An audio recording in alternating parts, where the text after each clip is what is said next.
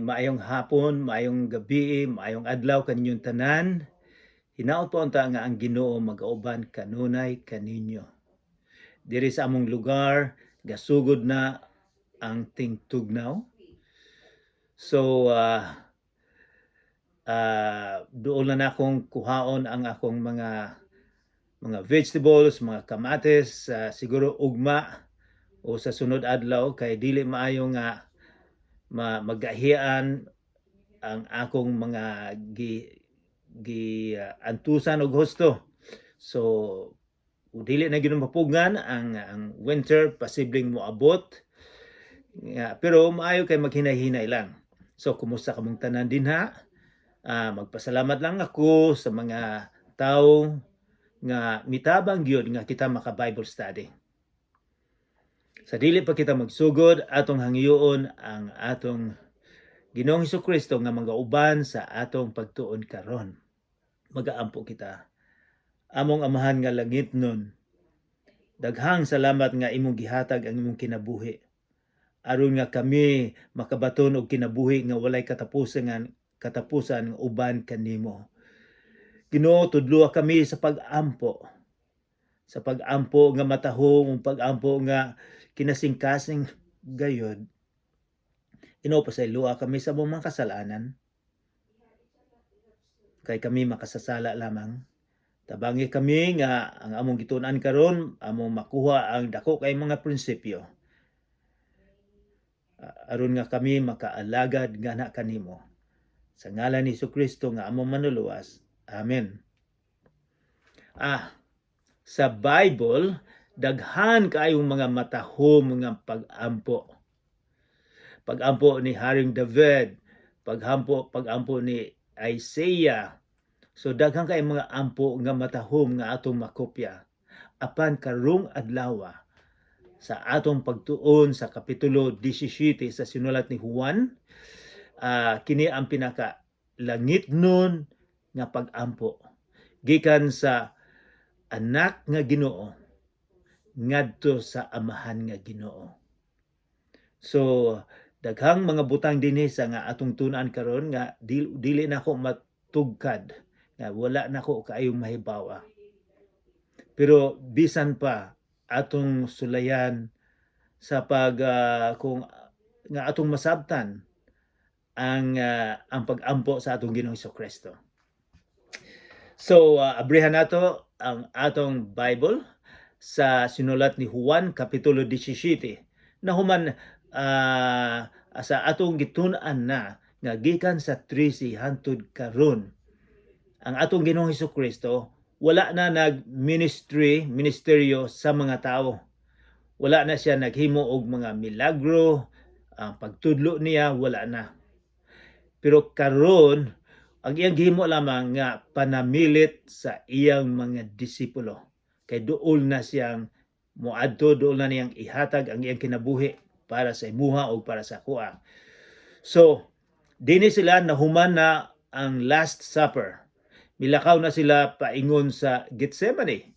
Dito sa Gethsemane nga dakpon ang atong Ginoong Jesucristo o adunay court trial o siya iyang alasahon ang dako kaayo nga cross ug siya ilansang sa cross. So pila na lang ka oras og si Jesus nagaampo dito sa Gethsemane. Si Juan iyaning gisulat na dungog niya ang pag-ampo sa atong Ginoong Jesucristo. So sa dili kita maglangay-langay atong basahon ang kapitulo 1. I mean to say versikulo 1 sa kapitulo 17. Human makasulti si Jesus niini ang katong iyang mga gisulti sa iyang mga disipulo, mihangad siya sa langit ug miingon, gaampo si Jesus sa amahan. Ang uban magampo kanato, magluhod, ang uban mo lingkod lang, ang uban mo sayo-sayaw. Dinhi ang atong Ginoong Jesucristo atong makita nga gatindog siya mihangad sa langit. Og miingon siya, amahan. Miabot na ang takna.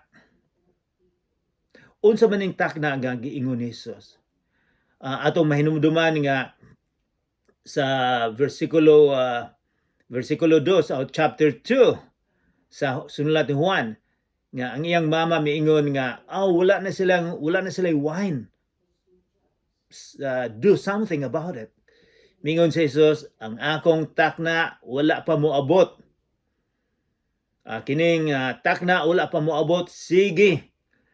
Gusto unta siyang patyon sa mga religious leaders, sa mga pangulo, apan wala sila mahimo kay ang takna wala pa moabot. Karon, pila na lang ka oras nga dito siya sa Gethsemane. Miingon na si Jesus, Amahan, miabot na ang akong takna. Ang takna nga iyang ihatag ang iyang kinabuhi. Nga ilansang siya sa cross o siya mabanhaw. Mao ni takna nga giingon sa atong Ginoong Hesukristo. Kini ang takna nga wala siya moingon nga lisud kaayo ni. Kundili ang pag-ampo niya, it's a prayer of victory. So bang mga tao dili. Miingon siya, kining takna miabot na ron. Ipadayag ang himaya sa imong anak. Aron ipadayag sa anak ang imong himaya. So unsa may mga pulong ani nga importante. Ming siya ipadayag, reveal ang himaya sa imong anak aron ipadayag sa anak ang imong himaya. So naay pulong nga himaya. Unsa man ning himaya? Dinhi sa English translation, himaya means glorify. Himaya, ang bot ipasabot akong himaya hatagan og dakong bili labaw pa sa mga butang dinhi sa kalibutan. Or hatagan og pasidungog og pagdahig ang himaya.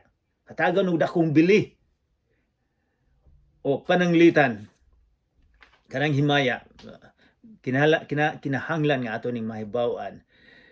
Himaya hatagag dako kayong bili. Pananglitan na ako'y madungog bisan og asan dapita nga naay musulti nga kining usa ka politicians ilang gihimay, ilang gidayeg kay nakapabuhat og taytayan bisag walay suba. O gidayeg nila ang usa ka artista nga gwapa o gwapo kayo gidayeg. Or gidayeg ang usa ka maayong basketball player or boxer gidayeg. Unsa man siguro kadako ang atong kanang pagdayeg sa gabuhat sa kalibutan, sa gabuhat kanimo ug kanako, nga nahibalo sa atong kinaiya, nga nakapahunong sa dako kaayo nga bagyo, mas dako ang atong pagdayeg. Mao ni giingon nga pagdayeg. Buti pa sa hatagan og dakong bili labaw pa sa mga butang dinhi sa kalibutan. Mao nay atong pagdayeg nga atong hatag dakong bili. So miingon si Jesus dinhi, Amahan, miabot ng panahon ang akong takna ipadayag ang himaya kanang himaya sa imong anak aron ipadayag sa anak ang imong himaya. Himaya buot ipasabot nga hatagan og dako kaayong bili og pasidungog og pagdayeg. Mao ni giingon niya nga pasidunggan, ingon siya, Amahan, pasidunggan ang imong anak aron pasidunggan sa anak ang imong himaya usab. So lisod kay ning masabtan ang prayer sa atong Ginoong Hesukristo nga Amahan, daygon ang imong anak aron nga ang imong anak daygon ka nga hatagang kag dako kaayong bili. Verse 2, kay gihatagan mo siya katungod ibabaw sa tanang tawo aron hatagan niya kinabuhing dayon ang tanan nga imong gitugyan kaniya. Nganumang daygon man nato ang atong Ginoong Hesukristo. Nganuman nga miingon si Jesus daigon amahan, daigon nimo ang imong anak. Tungod kay gihatagan mo siya ang amahan, gihatagan niya ang anak dinhi sa kalibutan, ibabaw sa kalibutan, sa tanang tao unsa man aron hatagan niya kinabuhing dayon ang tanan nga imong gitugyan kaniya. Kining gisulti ni Jesus, kini iyang pag-ampo, mi-claim siya nga siya ang Ginoo. Daghang mga tao nga moingon nga si Jesus wala man mo ingon nga siya ang Ginoo. Dinhi sa versikulo 2 sigurado kita nga si Jesus miingon nga siya ang Ginoo. Kay siya lang ang makahatag og kinabuhing dayon. Ang tanan nga imong gitugyan kaniya gikan sa amahan. Gitugyan niya si Jesus ang makahatag og kinabuhi nga walay katapusan. Naabay mga tao sa kalibutan karon nga makahatag og kinabuhing walay katapusan? Ang atong Ginoong Hesukristo lamang. Mao nang miingon siya, ako Ginoo. Tungod sa iyang gibuhat nga makahatag siya og kinabuhing walay katapusan. Verse 3, og kini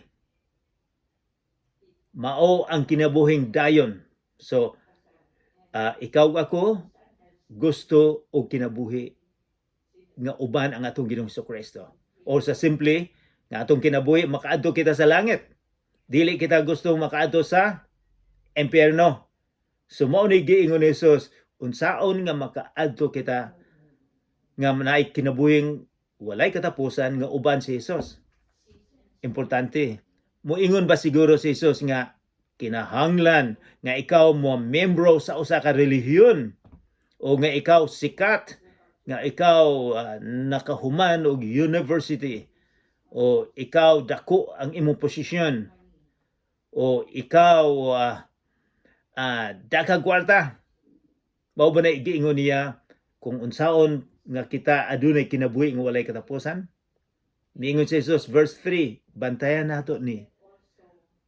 Og mao kini mao ang kinabuhing dayon. Miingon siya nga ang mga tawo mo ila kanimo nga mao ang bugtong matuod nga Dios og kang Hesukristo nga imong gipadala.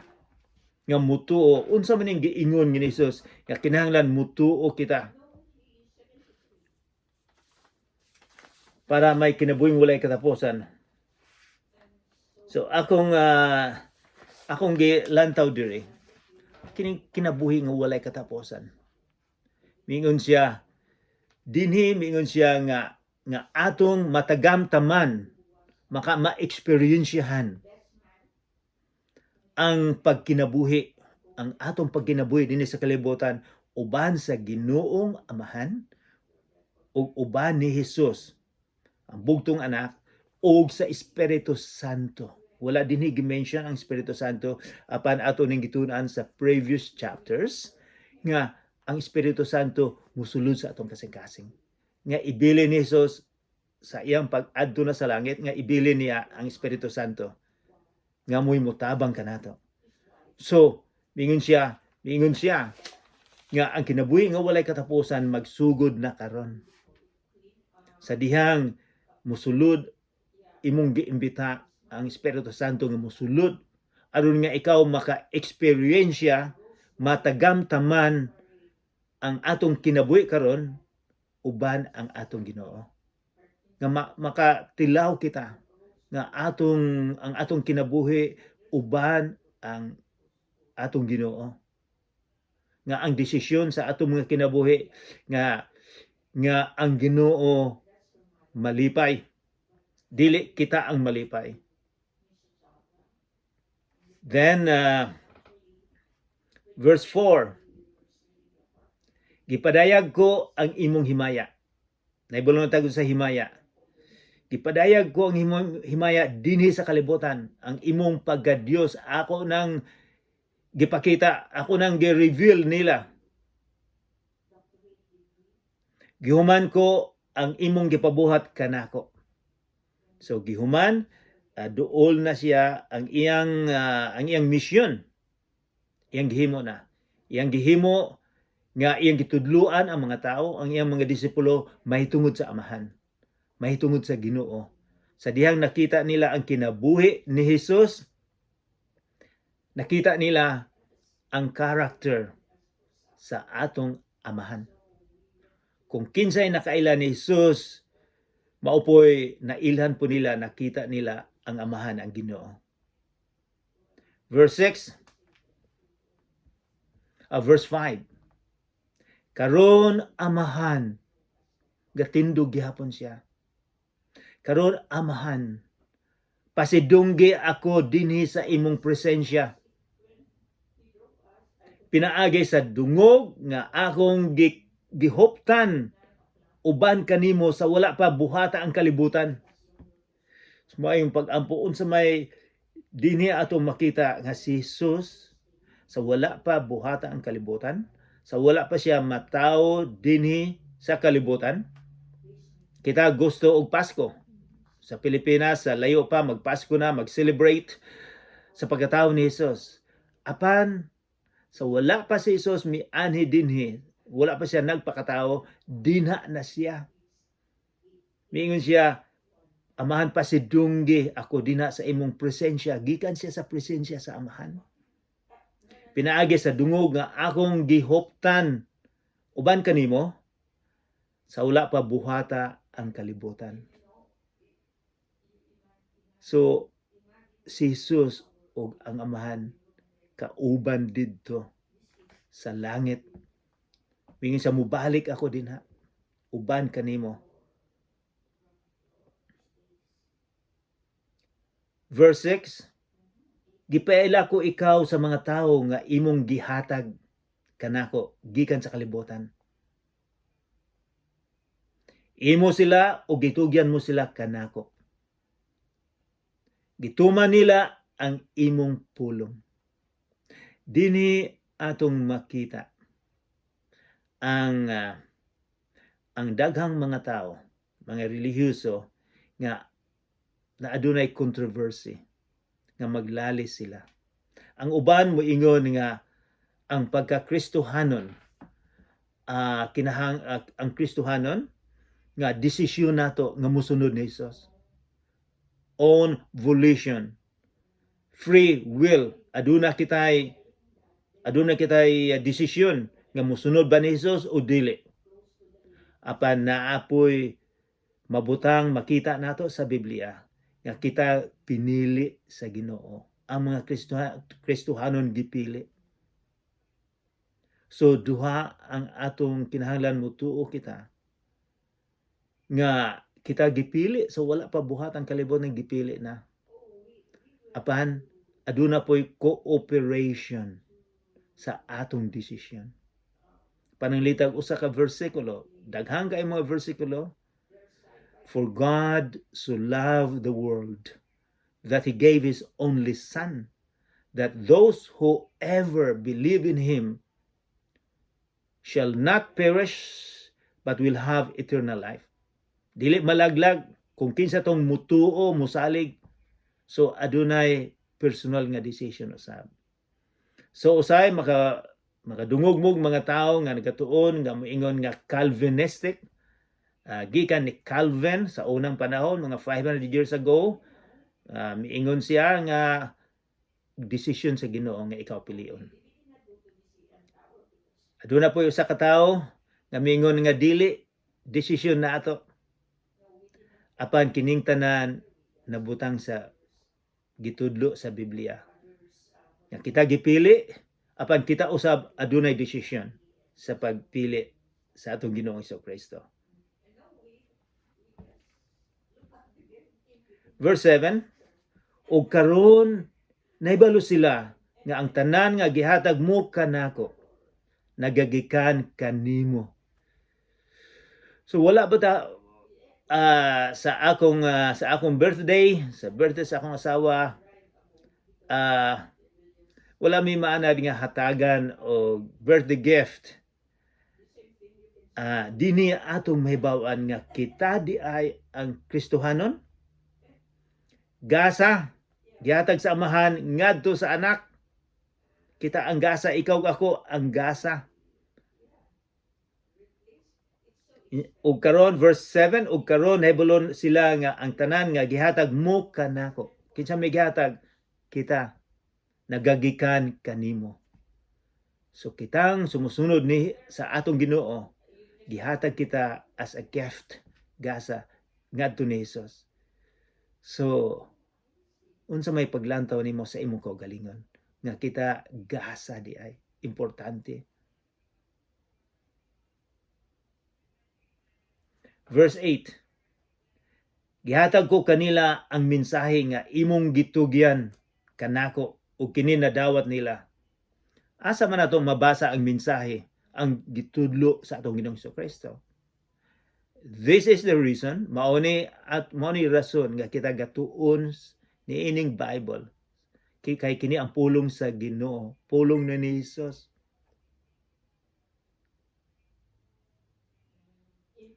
Nahibulo sila nga ang tanan nga gihatag mo kanako naggikan kanimo. 8, gihatag ko kanila ang mensahe, ang message. Ang message, mensahe sa Ginoo atong makita dinha sa Bible. Mao nang kita gatuon. Nasayod sila nga tinuod nga ako gikan kanimo ug mituo sila nga ikaw ang nagpadala kanako. Mutuo ba mo nga si Hesus gikan sa langit? Nga siya gipadala dinhi sa kalibutan?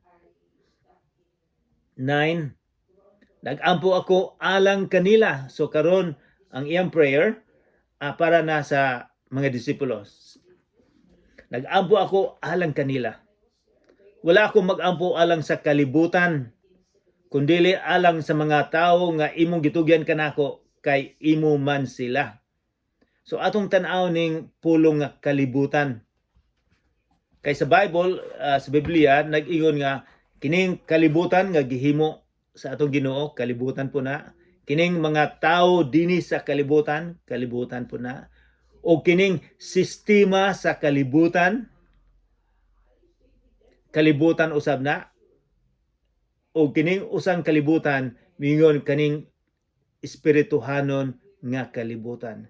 Katong usang kalibutan, material, yutan-on nga kalibutan. Kining giingon ni Hesus dinhi karon, espirituhanon nga kalibutan. Otro nato. Nag-ampo ako kanila sa mga disipulo ug sa imuha usab. Nag-ampo ang atong Ginoong Kristo. Wala ako mag-ampo alang sa kalibutan, sa mga tao sa sistema dinhi sa kalibutan, sa politics, sa corruption, nga sa atong gobyerno nga walang Ginoo, sa atong eskwelahan nga walay apil ang Ginoo. So wala ako mag-ampo alang sa kalibutan, kundili alang sa mga tao nga imong gitugyan kanako kay imo man sila. So nag-ampo sila.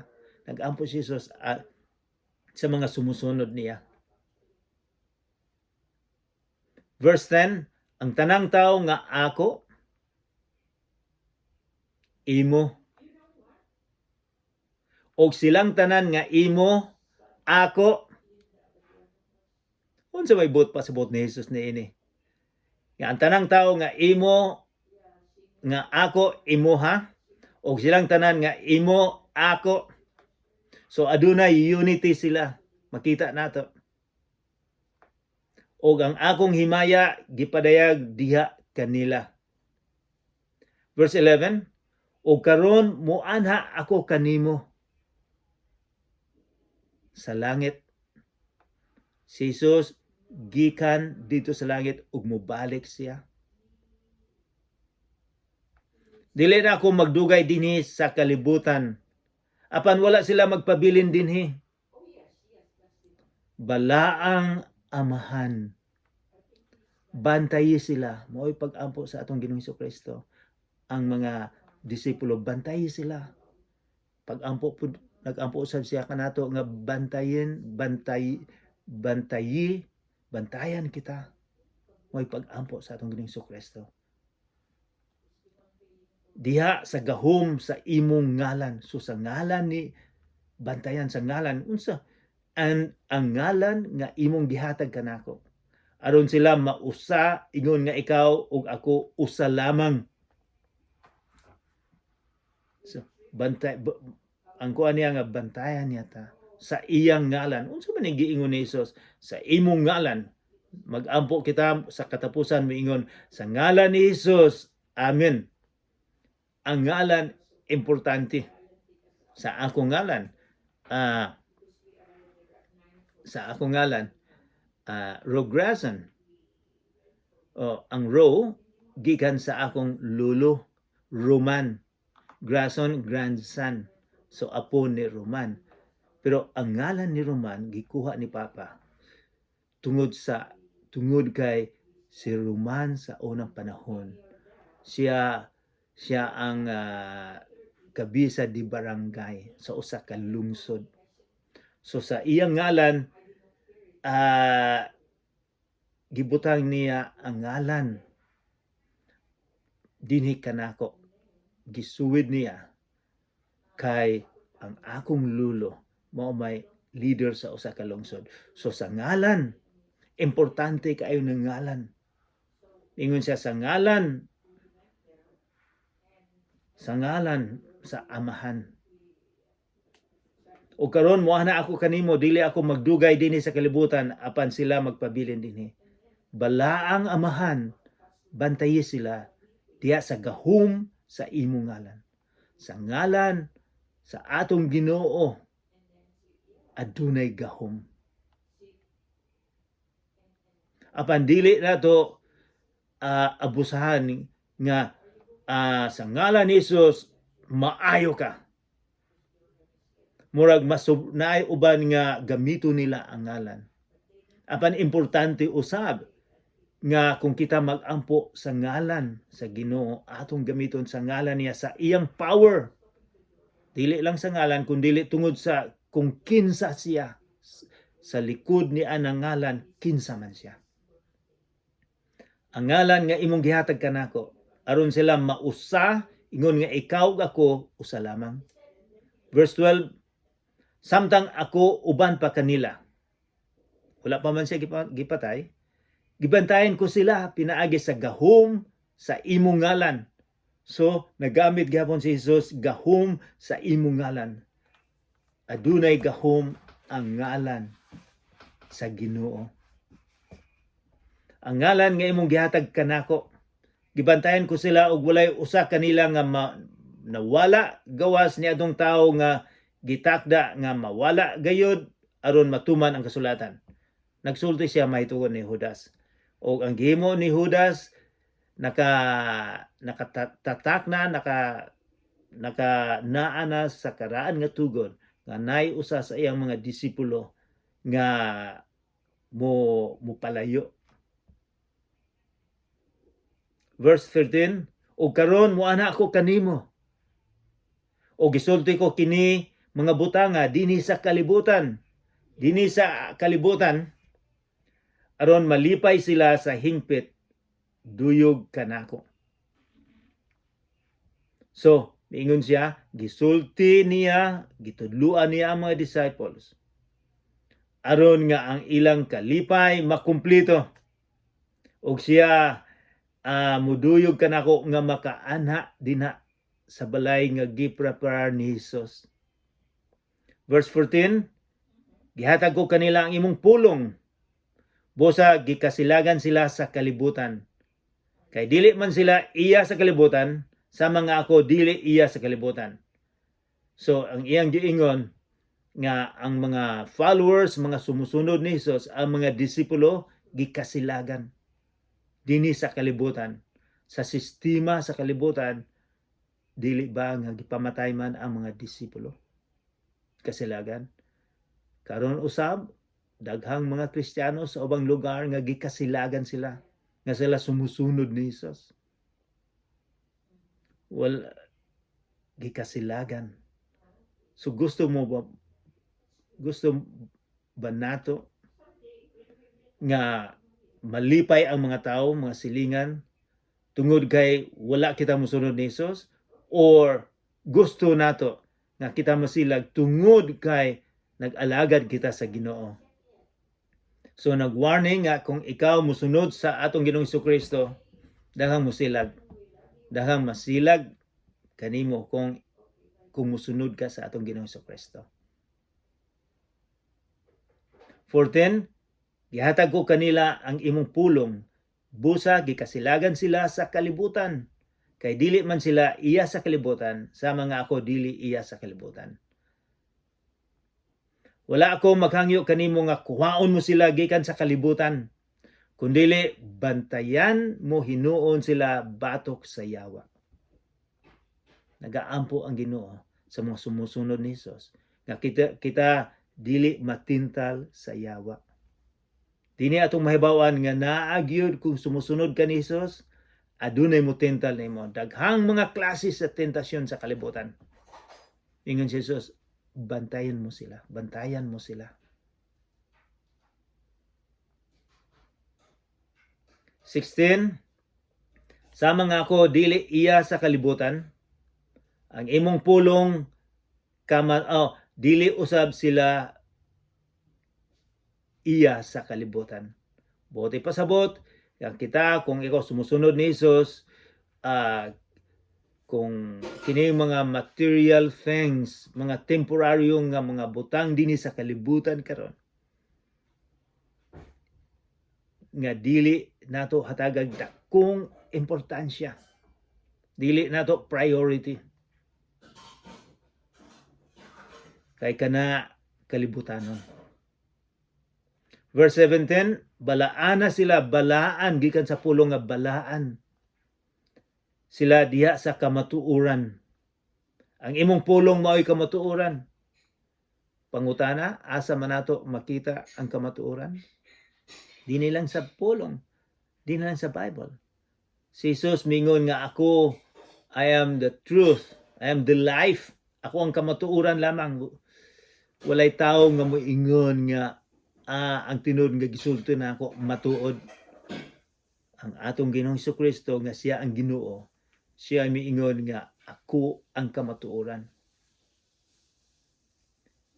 Gipadala ko sila sa kalibutan, sama nga ako imong gipadala ngani sa kalibutan.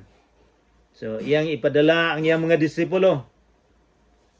Og tungod kanila gitugyan ko ang akong kaugalingon nganha kanimo, aron maimo sila. Nagampo ako dili lamang alang kanila kundili alang usab ni adtong mutuo kanako tungod sa ilang mensahe. Kini para na ni sa atoa nga nagampo si Jesus para sa atoa. At first nagampo siya sa iyang kaugalingon nga daygon, sunod nagampo siya sa iyang mga disipulo. Ang ikatulong parte sa iyang pagampo mahitungod sa imuha ug sa akoa.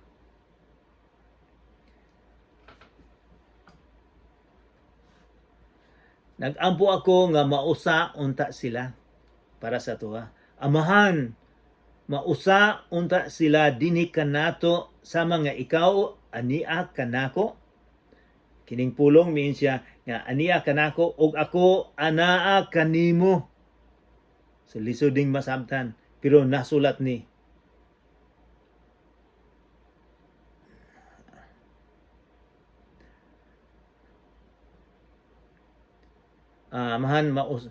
I'll try this again. 21. Nagampo ako nga mausa unta sila. Amahan mausa unta sila dinhi kanato sama nga ikaw ania kanako. Mingin si Jesus. Ang amahan niya kaniya. Og ako anaa kanimo. Aron mutuo ang kalibutan nga ikaw maoy nagpadala kanako.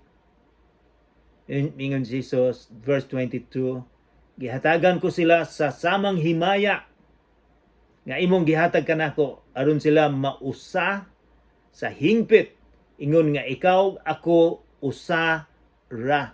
Bantayan nato ni. O nagingon ni Jesus, amahan og siya usa ra.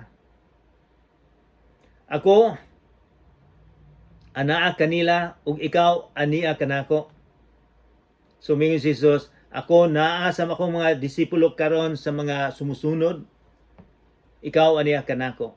Aron sila mausa ug nga ingon masayod ang kalibutan, ang mga tawo nga dili Kristohanon masayod nga ikaw nagpadala kanako ug nga nahigugma kanila sa mga ikaw nahigugma kanako.